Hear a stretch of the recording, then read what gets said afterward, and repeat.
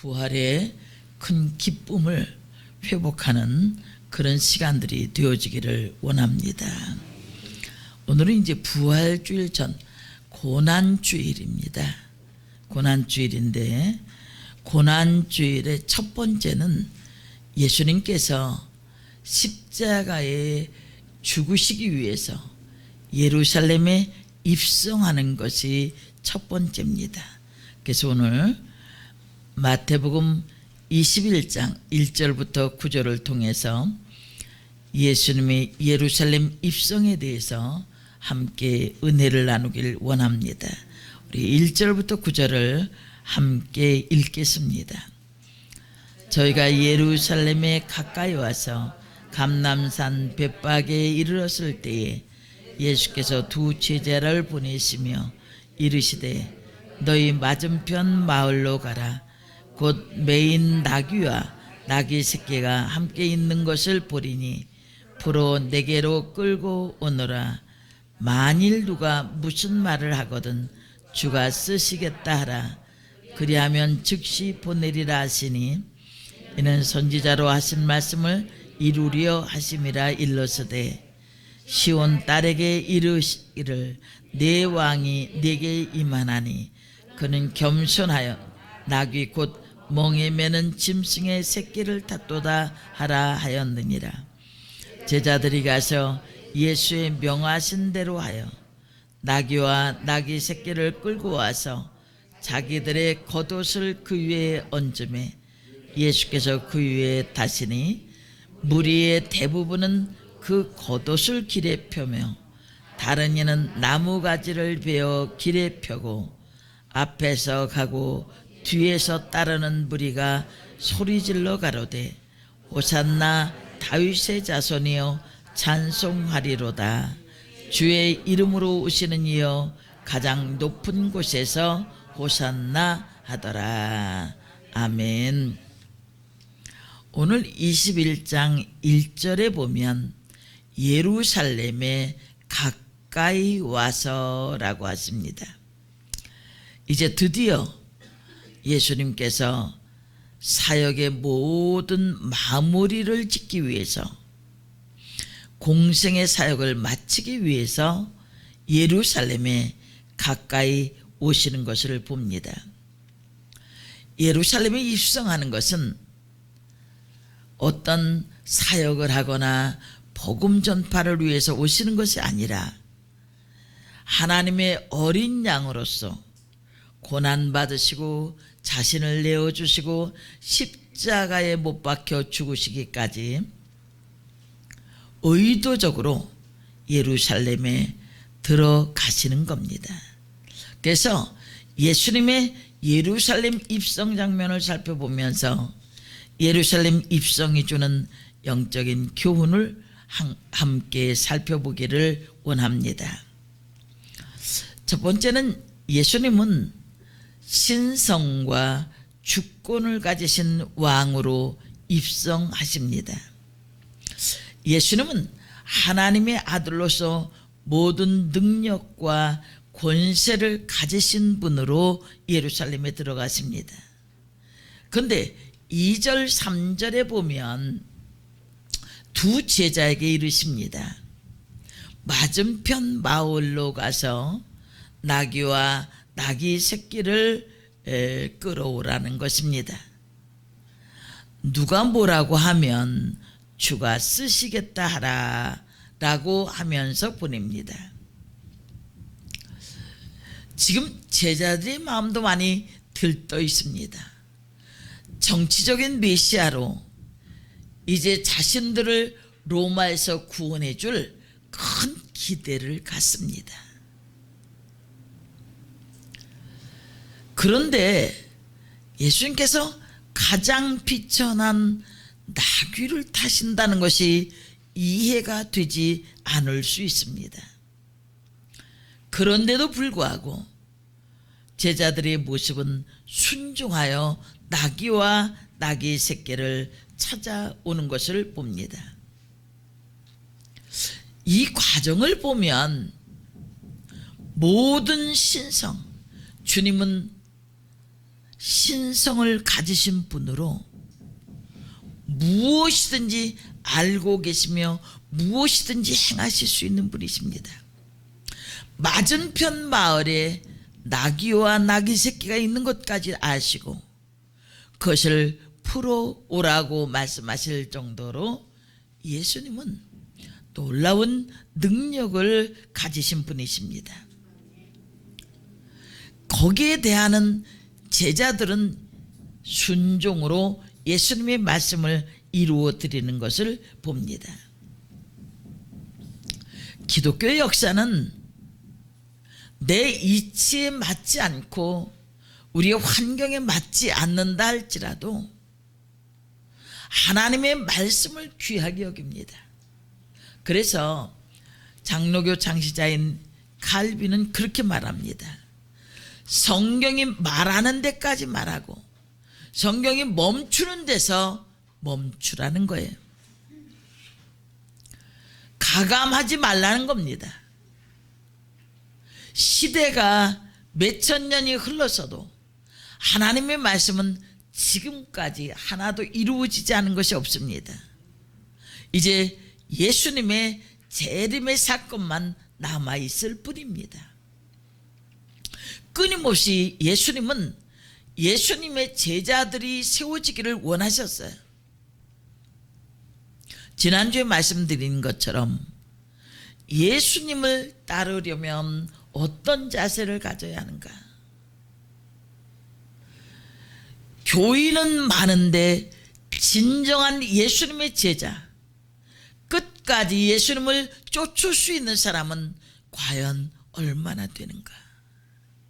오늘 이 화려한 것 같으면서도 많은 의미를 주고 있는 이 예루살렘 입성을 인간적인 눈으로 보는 것이 아니라 만왕의 왕으로 모든 사람의 죄를 짊어지실 구세주로 이 땅에 오시고 그것을 짊어지기 위해서 예루살렘으로 올라가시는 그 예수님에 대해서 눈이 열려지기를 원합니다. 아직까지도 모든 것을 내가 할 수 있다고 생각하는 그런 자세에서 내려오시길 바랍니다.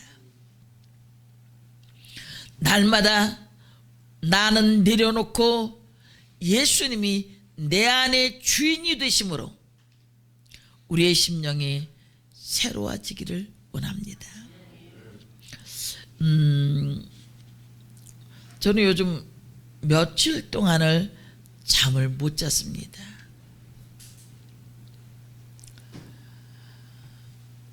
그 많은 생각이 있었어요. 어젯밤에 계속 이제 기도하면서 그렇게 제가 답답하고 그렇게 힘들었던 일들에 대해서 주님은 콕 집어서 말씀하시는 거예요. 염려를 물리치려면 나를 믿어라. 나로 채우면 염려는 물러간다. 그것이 염려인 줄 몰랐어요. 그런데 마음 한구석을 무척 아프게 하는 일이 있었어. 그런데 그것은 끊임없이 찌르고 찌르는 가시처럼 웅크리고 있었습니다. 아, 이래서 그랬구나. 그게 염려인지도 모르고 있었던 그런 상황인데 어느새 거기에 지배가 돼 있더라. 그런데 주님 앞에 모든 것을 내려놓고 나의 모든 것을 아시는 주님, 나를 치료하시고 인도하시며 세워가시는 분이라고 하는 그 강력한 믿음의 고백 속에 계속 지금 제가 며칠째 한잠을 자지 못했어요. 머리가 흔들흔들하는 것 같아.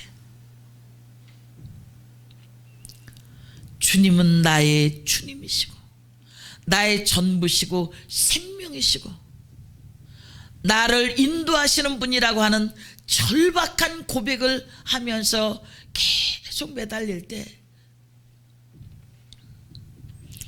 나로 채워라. 나는 너의 모든 것을 알고 있고 너를 인도하는 자니라. 그게 문제인 것 같지도 않았었어요. 근데 어느 사이에 찌르며 고통하는 그런 문제로 그렇게 어려웠다고요. 수면제를 몇 알을 먹어도 잠이 들질 못해. 전 보통 때 수면제 잘 안 먹습니다.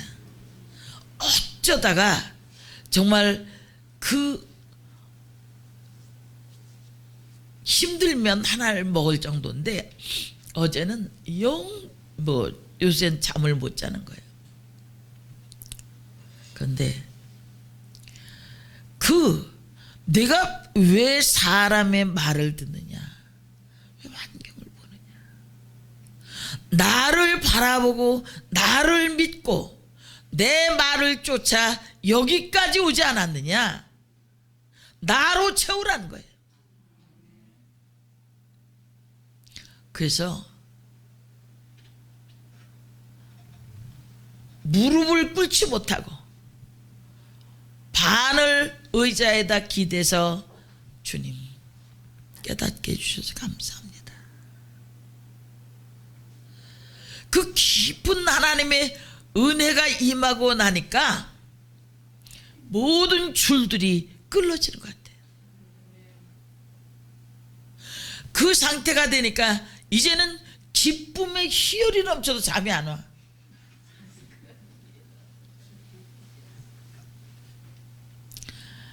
아, 이거구나. 염려인지도 몰랐어요, 그게.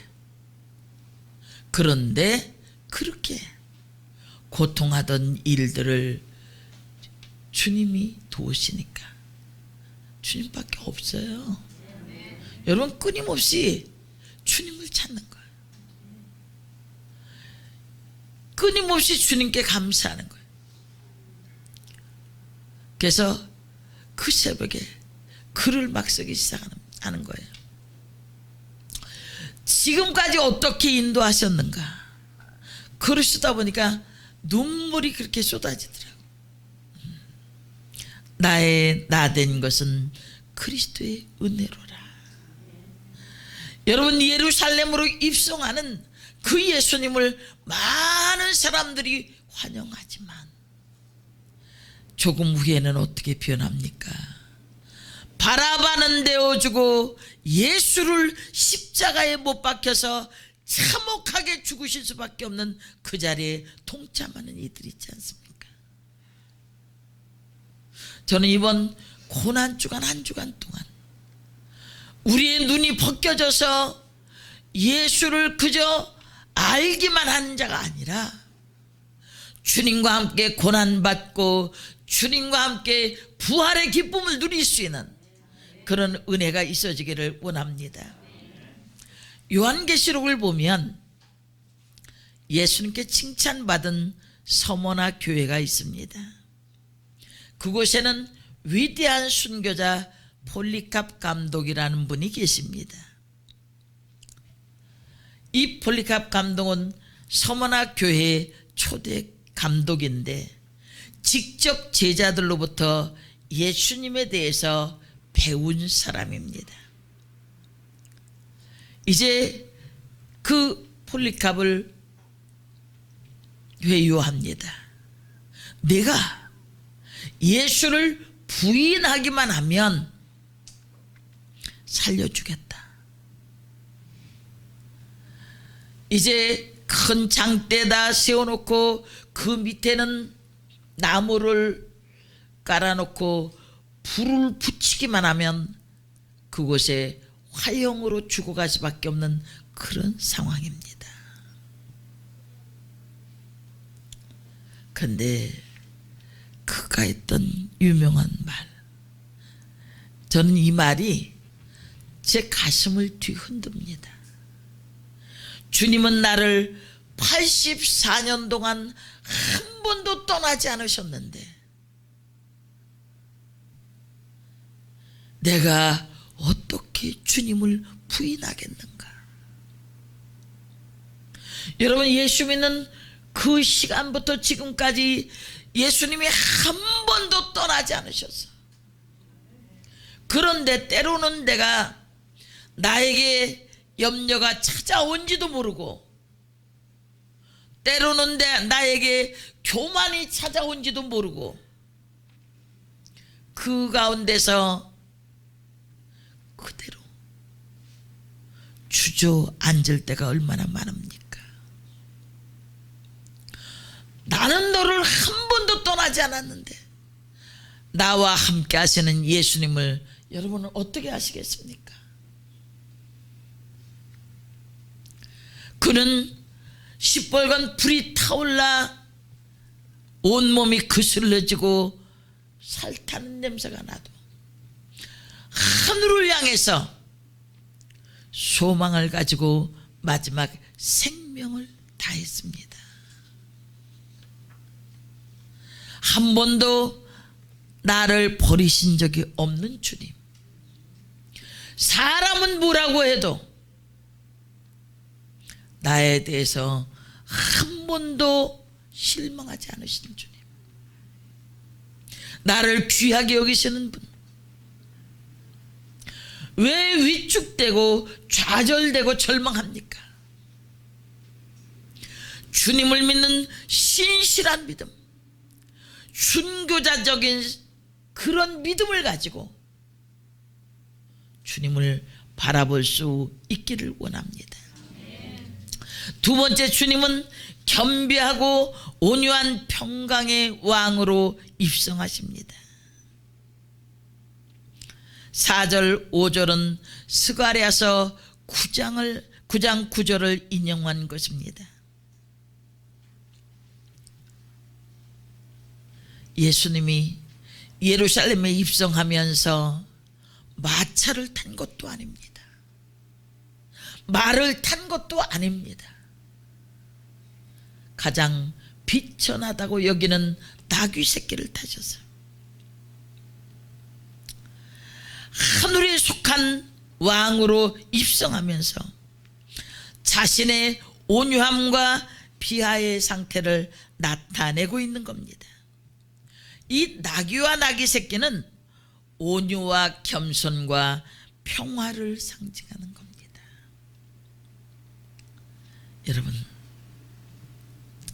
예수님의 신분이 낮다는 것을 의미하는 것이 아니라 온유와 겸손한 성품을 나타내는 것입니다.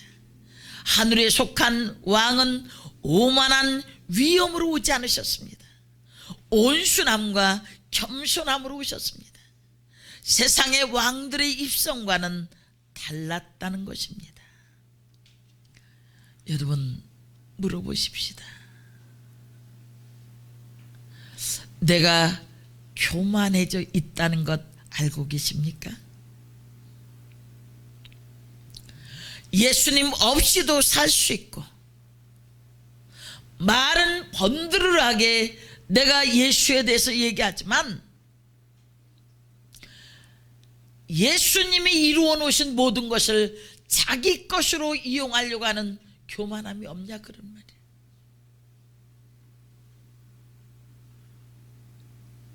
잘 되고 이것에 목매어 살지 말라는 거예요.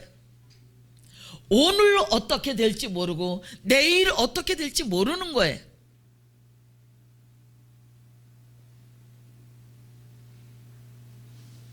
모든 것은 주님이 하십니다. 없다고 무시할 필요 없어요. 많다고 자랑할 것도 없습니다. 주님 뜻 가운데 행했느냐가 중요한 거예요. 주님이 지금 나를 보실 때에는 어떻게 보실까? 세상의 모든 것은 사람의 머리로 이루어지는 것이 아니라 하나님이 주시는 지혜, 하나님이 주시는 능력, 그것은 말 한마디 한마디에 하늘의 권세가 담겨 있는 거예요. 그저 그런 인간으로 야심과 목적에 의해 살지 말라는 거예요.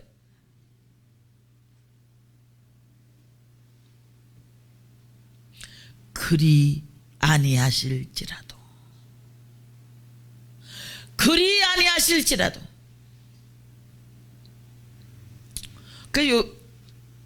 요번에 기도하면서 느꼈던 게 뭐냐 하면, 그래, 아무것도 없다 할지라도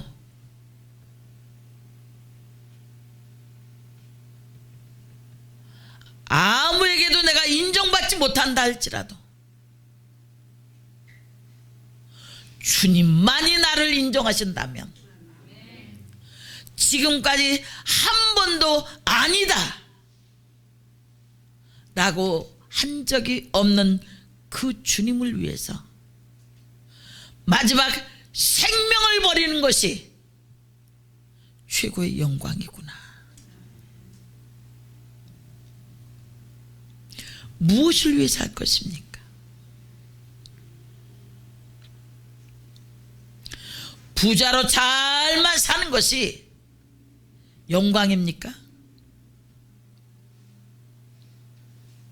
하늘의 영광을 버리시고 낮고 천한 데로 임하신 예수님의 뜻을 쫓아서 오직 주님만 바라보고 가는 겁니다. 프랑스의 위대한 황제였던 나폴레옹은 최후를 마치면서 이렇게 말했습니다. 나는 무력으로서 세계를 정복해 보려고 했으나 한 치의 땅도 얻지 못했다.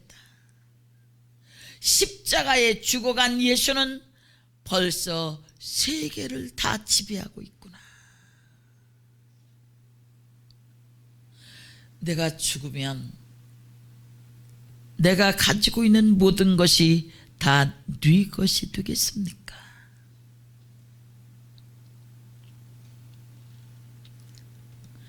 우리는 평생 내 지욕을 넓히고 내 것을 위해 살지만 나폴레옹처럼 아무것도 없다는 거예요.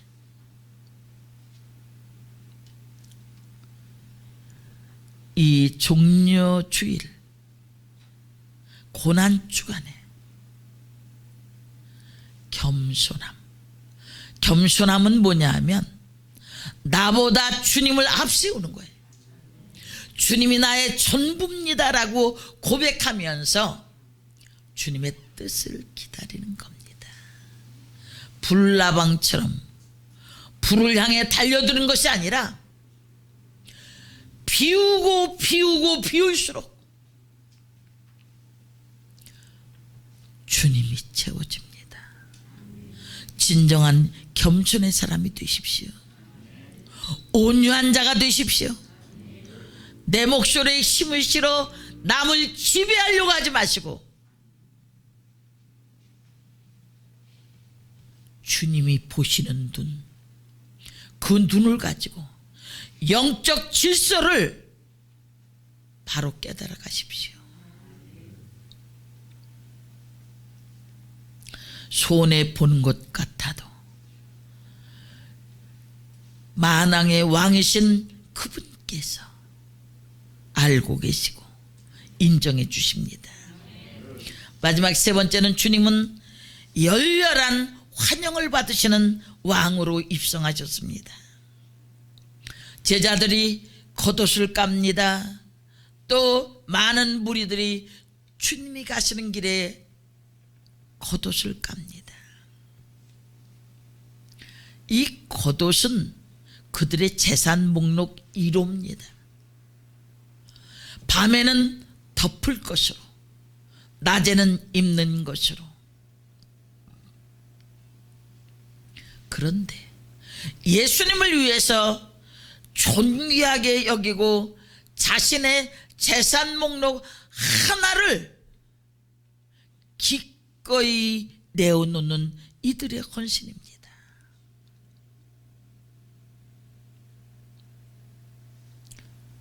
어떻게 부활의 주님을 맞이하시겠습니까?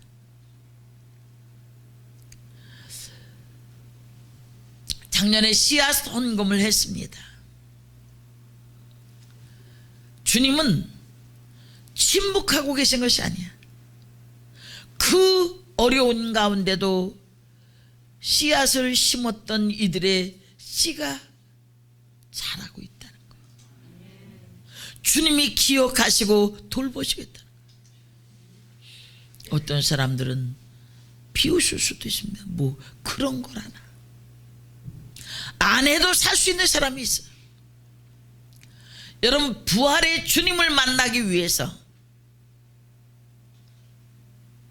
그 고난의 길을 가시는 그 주님을 위해서 최상의 것을 드릴 수도 있는 사람들이에요.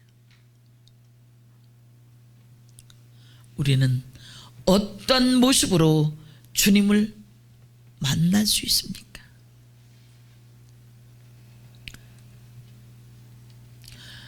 여기에서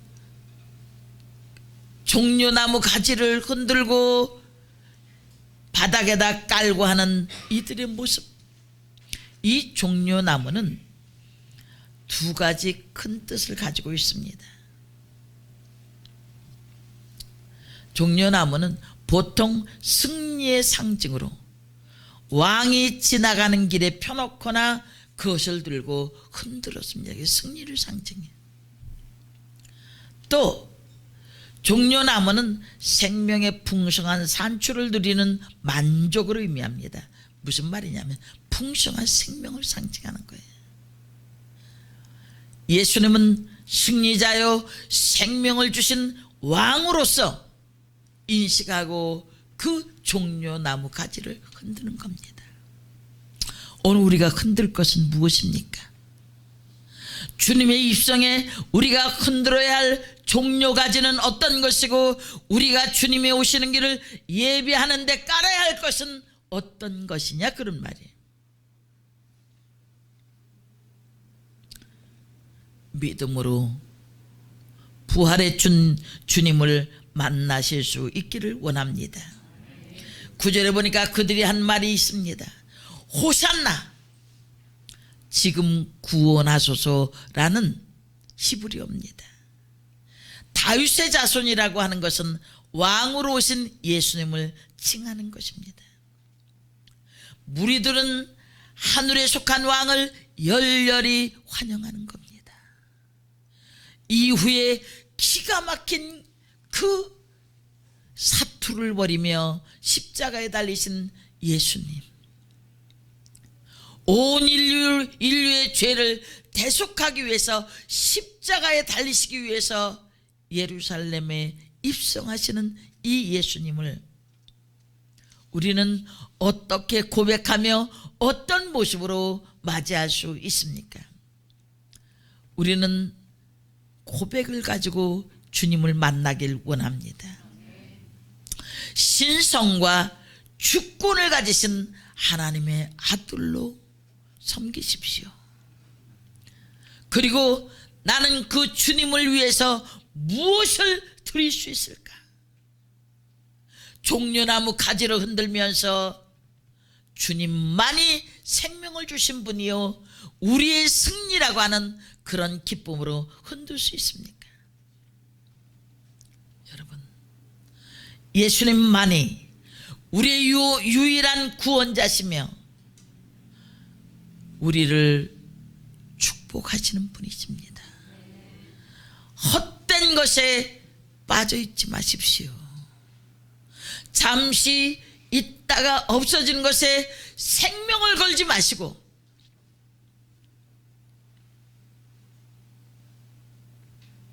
내가 이것도 잘못됐고 저것도 잘못됐고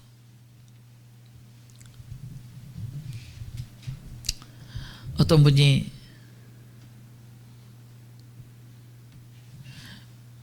폐암 4기가 돼서 온 겁니다.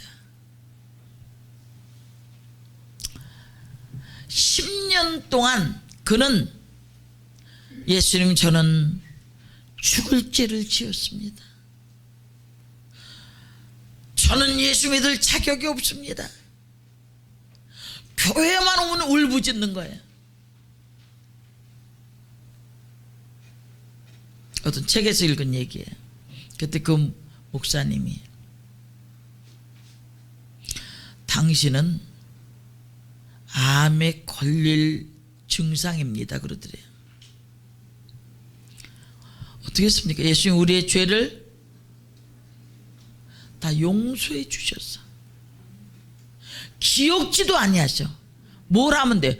회개하고 그 하나님의 은혜 안에 있는 희열과 기쁨과 소망을 드러내야 되는데 믿음이 없어. 맨날 회개만 해. 내가 무슨 죄가 있어서 어떤 잘못을 했는지 알게 해 주시옵소서. 맨날 그것만 해. 그래서 그 목사님이 이제부터는 죄 용서함을 받으시고 그가 찔림은, 그가 상함은, 그가 징계를 받으면 주님께서 당하신 고난을 받아들이고 믿음으로 일어서라 그랬습니다. 지난날에 힘들고 어려웠던 실패했던 일들에 매여 있지 말고 오늘 우리를 그 모든 것에서 풀어 해방시키는 내 믿음이 너를 구원하였고 내 질병에서 해방되어 건강할지어다. 이 말씀으로 새롭게 되시기를 주님의 이름으로 축원합니다. 기도하겠습니다. 살아계신 아버지 하나님, 주님만이 변함이 없습니다. 주님만이 나의 참된 구세주여 생명이십니다. 주님, 믿었다 안 믿었다는 가짜가 되지 않게 하시고 끝까지 믿음으로 승리할 수 있는 우리 모두가 되게 하시며 예루살렘에 입성하신 주님, 그 앞에 우리의 무릎을 꿇고 주님 앞에 엎드리게 도와주옵소서. 한 주간 동안 주님으로만 가득 채워지기를 원합니다. 예수님의 이름으로 기도합니다.